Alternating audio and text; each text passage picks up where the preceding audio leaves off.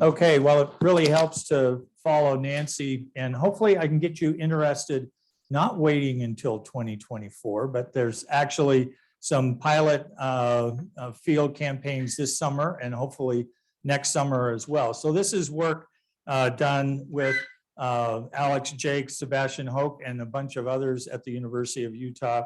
And we're really focused on the Farmington Bay area because during the DAQ field campaign in 2015 that was led by Seth Ahrens, who was at DAQ at that time.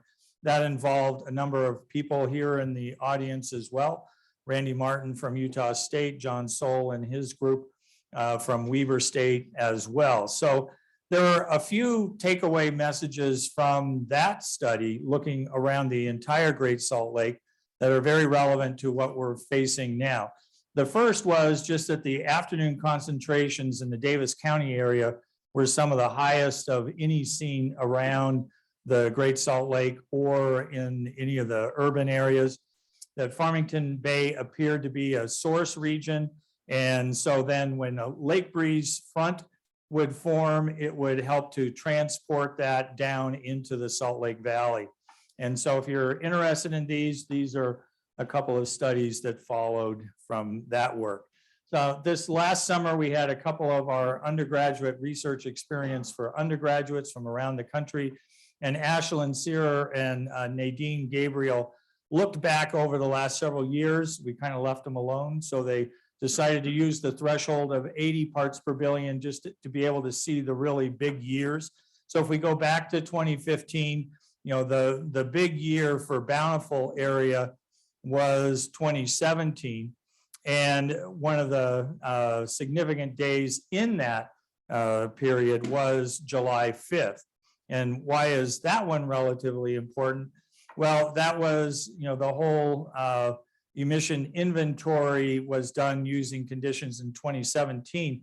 And even though the meteorology doesn't play any real factor in that, one of the critical differences between Davis County and Salt Lake County is the greater importance of point sources for VOC emissions. And it was the case that sort of July 5th was kind of viewed as the typical day for this emissions inventory. And it was, as all the meteorology is throughout any of these periods, you know, typical is a difficult concept. One thing is it was really hot. It was a record day.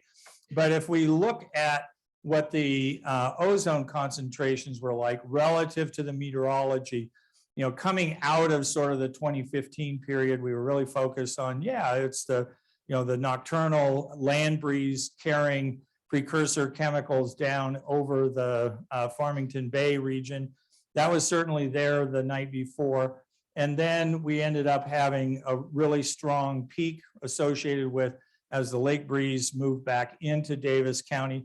But what was really unusual in this case is we actually had kind of a weather event that evening. And so there was strong downslope flows that brought in these pretty high background concentrations for the rest of that day. So it just kind of shows the kind of things that are going on. So if you look at the entire season for the 2017 period, so what we're looking at here is ozone windrows. So the colors indicate the fraction of time that ozone exceeded these various limits, and what direction the wind was blowing at those times.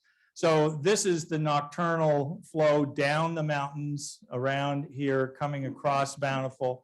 And then this is the afternoon lake breeze that's coming in through this area. So one of the things about the Farmington Bay area, as you've seen in all of these little vignette pictures, is again that even back in 2015, the lake level was low.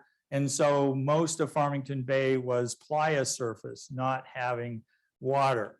So if you compare 2017 to 2021, you can see that 2017 was the year with all of the ozone exceedances, much more than we've had in many of the other years. This last year was really dominated by smoke events that was contributing to the high ozone. And just even the characteristics of the lake land circulations are different. We still have the nocturnal flow, but the lake breeze was, abnormally weak all last season. And so, understanding those differences become really, really important. So based on what we experienced in 2015 and some of the work that we had done since then, it should be pretty obvious. There's lots of factors that are contributing to the higher ozone concentration in this part of the urban Wasatch Front. And one of them is, again, that the precursors are potentially being transported out over the Farmington Bay area. And then the actinic flux, how much solar radiation is available is increased because of the more reflective land surface compared to if it was water. And so that becomes a significant factor. And then also you have this period in the early morning hours where you basically have potentially the ability to just cook and create the ozone in that area.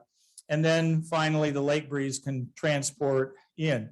Now, with all simple ideas, even as I look back through last summer, there was as many exceptions to all of these things as there is in any period. So, but this gives us kind of a framework. So the approach that what we're doing is there really are a lot of existing sensors in this area that we can take advantage of for any period, as well as we go into the 2024 major field campaign.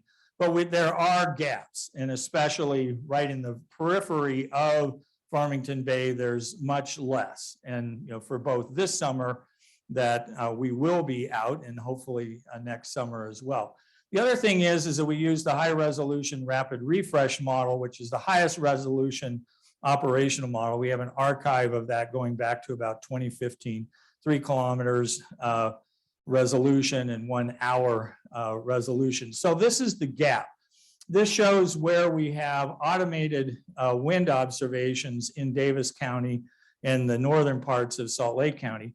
And in the Farmington Bay, obviously this is a very old picture of the water extent. There's basically nothing. And so what we can take advantage of is, the DAQ sites that exist. And so this is one of the smoke days this last summer. And, so you have the DAQ sites that are reporting ozone concentrations. There's some at the University of Utah, as you'll see. But there's also, through a number of people at the University of Utah, Daniel Mendoza, John Lynn's group, Logan Mitchell, there's sensors on board the light rail cars and now also on electric e-buses. And then the other thing that's relatively unique are the sensors that we have on the KSL traffic helicopters. So we have particulates and ozone sensors. So when he flies, which is very dependent on the what the news story of the day, then we get above ground profiles through the area. So again, I'm just going to kind of skip over this in terms of what the high resolution rapid refresh really is. But the main thing is just to see earlier in the day, here's kind of where the lake breeze is, and then we can diagnose where it is a few hours later as it sweeps down in these classical kind of cases during a lake breeze event. So everything in black here is things that exist, which is just amazing. I mean, there's very few places around in the United States that have the kind of resources that are in this area. One is just having a Raywinson, twice-day soundings that give us vertical profiles of weather conditions. The other one is something really unique. There's only about 10 of these around the country, is the terminal Doppler weather radar, which is there for wind shear detection for the Salt Lake Airport. So it's a very low level, boundary layer radar. And it looks straight, it's just to the north of Farmington Bay, and it looks straight south down through the Salt Lake Valley. That gives us an indication of wind speed through the boundary layer. Now, there's all the surface stations that exist. There's all the DAQ sites in Salt Lake and Davis County. What we're intending to put in this summer is just kind of augmenting what we already have. Sorry. So one thing is in terms of using SODARs, which are acoustic sensors that give us low-level boundary layer winds, additional surface stations that will also have additional ozone stations, and then the chopper and all of the mobile OBS on the e-buses and tracks. So this is kind of where we're trying to fill the gaps. If it's in, if it's in red here, these are weather service things. This is where the TDWR radar is, looks down like this. This is where the Raywensons are. These yellow ones are DAQ sensors. And this is where we're intending to put in sensors. So it's really important. Sebastian Hoke and Kevin Perry are putting a site out on the Playa. We have a trailer at the Syracuse site. This is one we've had a long time at the landfill. And really what comes down to it is we need these. We need SODARs, ozone sensors, so that we're able to get a better sense of what's happening through the area. So to summarize, what we're after is, we're still looking a lot at the prior years and learning what's going on. The other kinds of things is that our intention is to get these sensors in before the summer solstice, before sort of the peak ozone period in June. And there's a lot of things that exist already out there. And so they're accessible for people to use and be looking at. And of course, what we're really interested in, if anybody has any interest in potentially piggybacking on and bringing your own set of sensors, that would be particularly valuable. And the other thing is we're hoping that this could then continue as a sort of a secondary pilot project in 2023. So with that, I'll stop and see if there are any questions.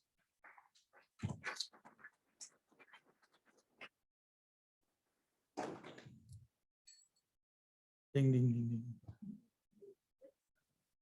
Any questions?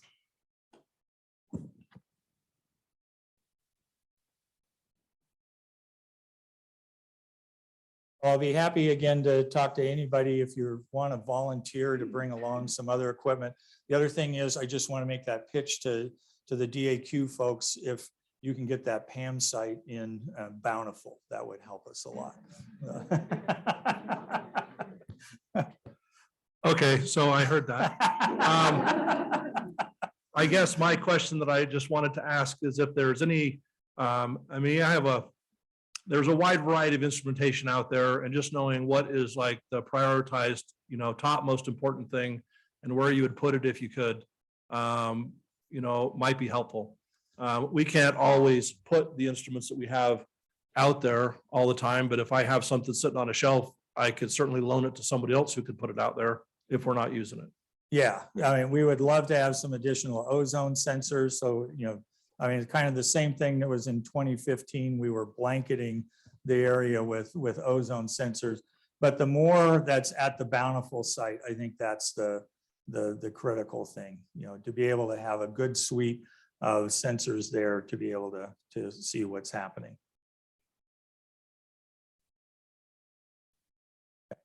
Thanks. Thank you. Okay.